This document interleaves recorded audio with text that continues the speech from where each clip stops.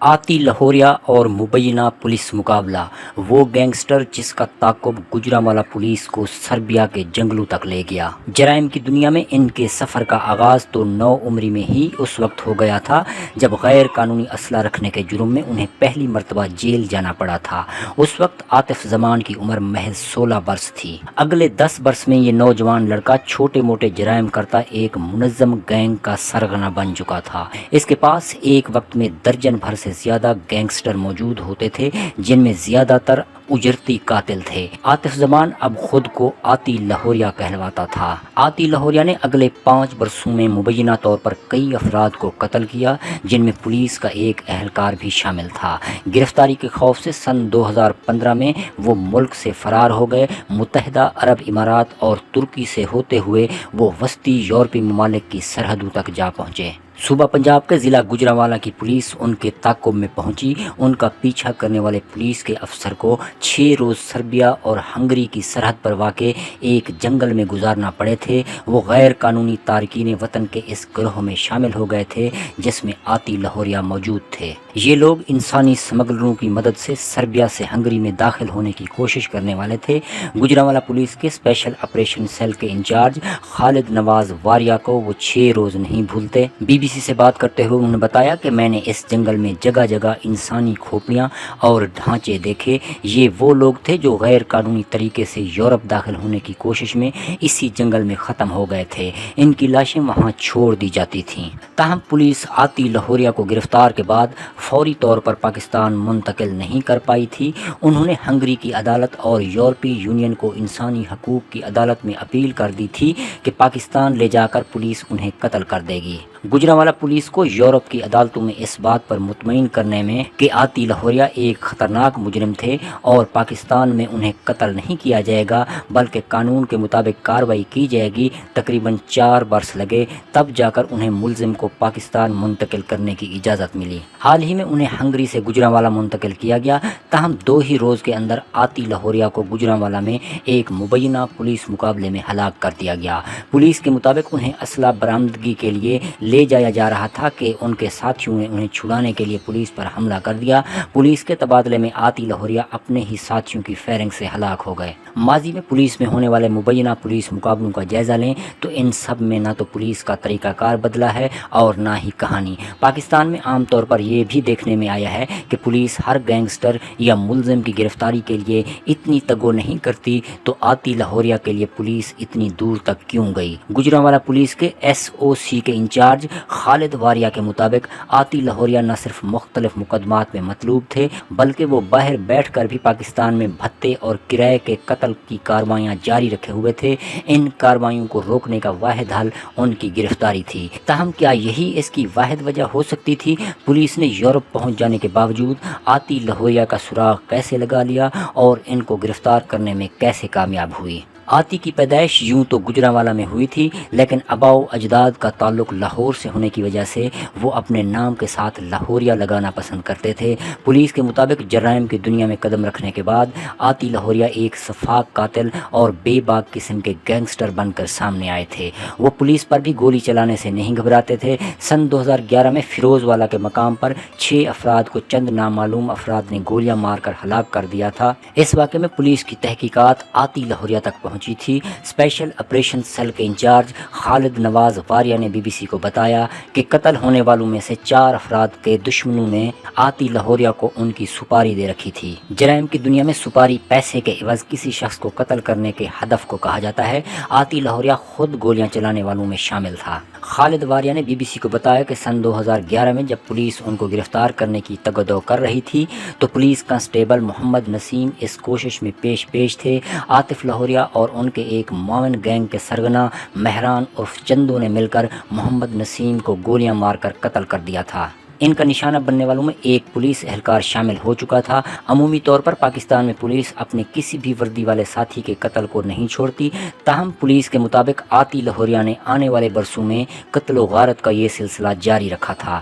2 سال بعد تھانہ اروپ کی حدود میں ایک تاجر ملک حنیف کھوکھر کو آتی لہوریا کے گینگ کے افراد نے مبینہ طور پر گولیاں مار کر ہلاک کیا۔ اگلے ہی برس علی پور چٹھا میں محمد الیاس نامی تاجر مبینہ طور پر ان کی گولیوں کا نشانہ निशाना बने। उन्होंने आती लाहौरिया को भत्ता की रकम अदा करने से इनकार किया था। एसओसी के इंचार्ज खालिद वारिया के मुताबिक इससे कबल बेशुमार ऐसे वाक़यात थे जहां भत्ता न देने वाले अफराद को धमकाने के लिए आती लाहौरिया ने मुबैना तौर पर उन पर कातलाना हमले किए और किसी की टांग में गोली मार दी, किसी के बाजू में गोली मार दी। सन 2015 में आती लाहौरिया ने मुबैना तौर पर एक ताजर काशिफ शहजाद को कत्ल किया। पुलिस के मुताबिक आती लाहौरिया और उनके गिरोह ने भत्ता देने से इनकार करने और पुलिस को इतला करने पर काशिफ शहजाद के वालिद को भी सन 2008 में कत्ल कर दिया था। काशिफ शहजाद को मुबैना तौर पर कत्ल करने की वजह यह थी कि वो आती लाहौरिया की धमकियों में न आते हुए अपने वालिद के कत्ल का मुकदमा लड़ने पर डट गए थे।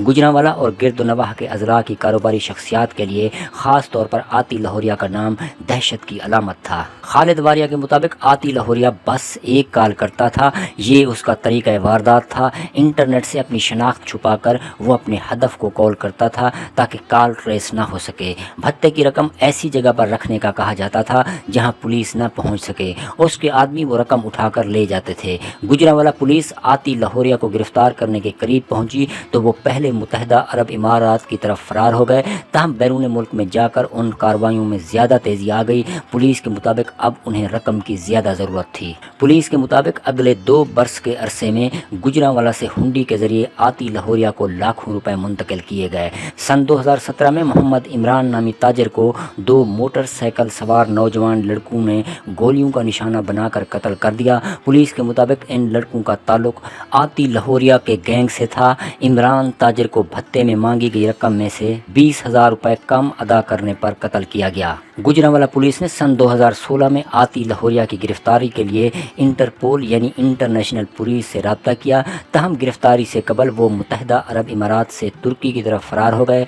वहाँ से सन 2017 में वो गैर कानूनी तरीके से यूनान में दाखिल हुए। यहाँ भी वो ज़्यादा देर तक नहीं रुके और रोमानिया, बोस्निया, सर्बिया और हंगरी के रास्ते वस्ती यूरोप के ममालिक की तरफ चल निकले। गुजरांवाला पुलिस के स्पेशल ऑपरेशन सेल के इंचार्ज खालिद वारिया ने BBC को बताया कि पुलिस पाकिस्तान में उनके साथियों से होने वाले उनके राब्तों के ज़रिए उनकी नकलो हरकत पर नज़र रखे हुए थी, जबकि उन्हें इंटरपोल का तावन भी हासिल था।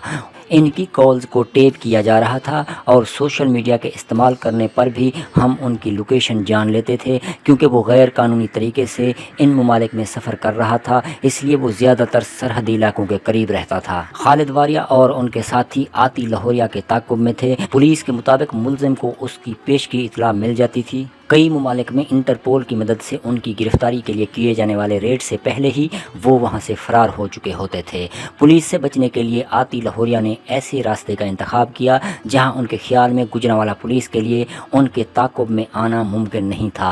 वो जब सर्बिया में पहुंचे तो उन्होंने सर्बिया और हंगरी के सरहदी इलाके का रुख किया था। हंगरी की सरहद से 20 किलोमीटर के फासले पर वाक़ ये गाँव दुनिया भर से गैर कानूनी तारकीन वतन की आमाज गाह था। वो यहाँ से हंगरी यानी यूरोपीय यूनियन में दाखिल होने की कोशिश करते थे, ताहम उनके रास्ते में एक तवील और पुरखतर जंगल आता था जो उन्हें अबूर करना पड़ता था। पुलिस के मुताबिक इलाके में उनकी गिरफ्तारी के लिए ऑपरेशन करना नामुमकिन था।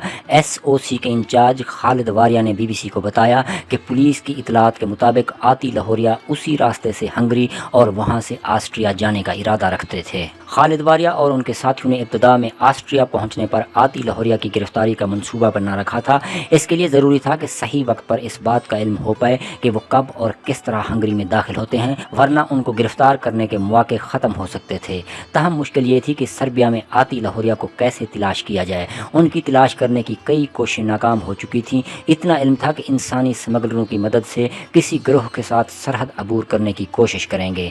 उनके ताक़ुब में खालिद वारिया ने भी सर्बिया के उसी सरहदी गाँव में जाने का फैसला किया। यहाँ से इंसानी स्मगलर गिरोहों की शक्ल में तारकीन वतन को सरहद पार हंगरी पहुँचाते थे। उनको ढूंढने के लिए मैं तकरीबन 8 मुख्तलिफ ऐसे ग्रोहों में तारके वतन के तौर पर शामिल हुआ। जब वो इस ग्रोह में नहीं मिलता था तो मैं एक दिन बाद उसको छोड़ देता था। बिलाखिर 9वीं मरतबा खालिद वारिया को कामयाबी हुई। एक ग्रोह में आतिफ लाहौरिया उन्हें मिल गए। ताहम गुजरांवाला पुलिस के अफसर को ये इल्म नहीं था कि वो जिस जंगल से गुजरेंगे वो कैसा था। उनके मुताबिक वहाँ न सिर्फ صرف بارڈر گارڈ کا خطرہ تھا جو انہیں نشانہ بنا سکتے تھے یا پھر جرائم پیشہ افراد سے بھی سامنا ہو سکتا تھا، جنگل کی سختیاں اس کے علاوہ تھیں۔ ہم نے 6 دن اس جنگل میں گزارے جس میں 4 دن مسلسل بارش ہوتی رہی۔ جنگل میں جگہ جگہ مجھے انسانی کھوپڑیاں اور ڈھانچے پڑے نظر آئے، جو یہاں مر جاتا اس کی لاش وہیں چھوڑ دی جاتی تھی۔ جرائم پیشہ افراد سے سامنا ہونے کا خطرہ اس کے علاوہ تھا۔ خالد واریہ کے مطابق یہ 6 دن ان کے تمام تر آپریشن کے کٹھن ترین دن تھے۔